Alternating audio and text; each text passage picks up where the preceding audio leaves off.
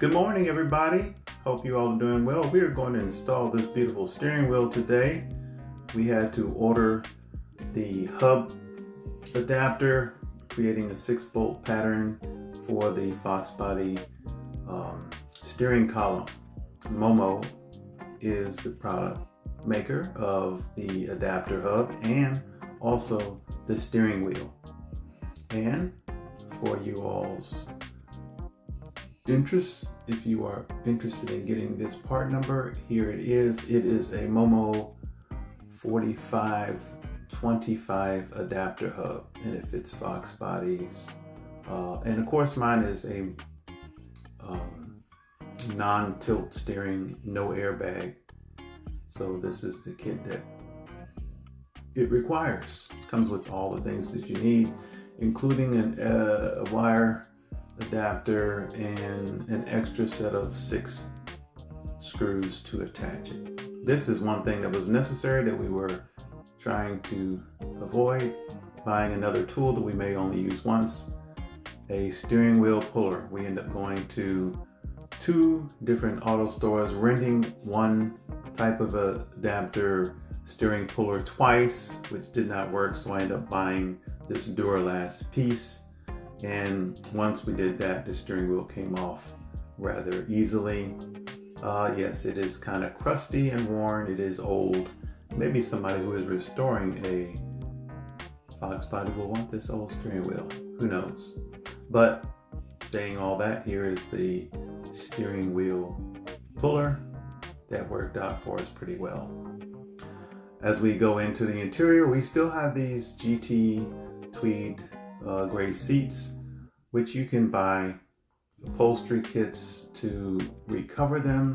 I'm not sure if I'm going to keep these or sell these seats and to get brand new ones, because the upholstery kits for some of these seats are almost as much as buying brand new seats. But here is the item that we installed. I won't bore you. It was very simple. 1 bolt in the center, then use the steering hub and then assemble as directed. This steering wheel and the hub will allow the steering wheel to come closer towards me, which is very beneficial. We now have a manual steering rack, so this leather wrapped MoMo steering wheel is just what the doctor ordered. And if you haven't noticed before, I'm very long of leg. I'm 6'7", and this hub will pull the wheel closer to me and allow me to get my legs completely under if necessary. But we'll be going with an automatic transmission, so I don't have to worry about, lifting my foot up on the clutch and all that kind of thing. But we do not have a tilt steering rack, but it allows me to fit in there much better, and it is a very comfortable and quality piece. I was able to get a very good deal on that. I'm happy with that. Now for the not so good. We did finish installing most of the suspension. I put the wheels and tires on to see how everything would fit. We did a lot of things that I wanted to do when we had that down. We wanted to see what the rod height would look like, but we're not going to be able to do that, and I'll tell you why in just a moment.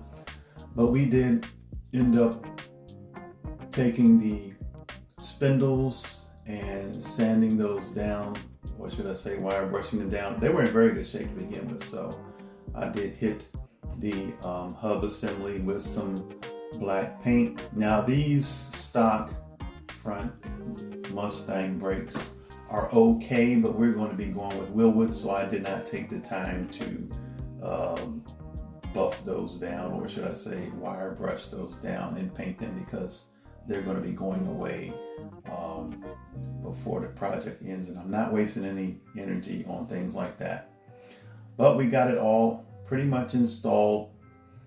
We still do have a couple of issues, and then a new issue arose as I put the steering wheel on and the wheels, and this is something that I was concerned with, but it is now an issue. As you can see, this tire is actually touching the front fender. No, it's not installed complete, but there's also a spat, the front fender spat that will go here, and it will definitely come in contact with this front wheel.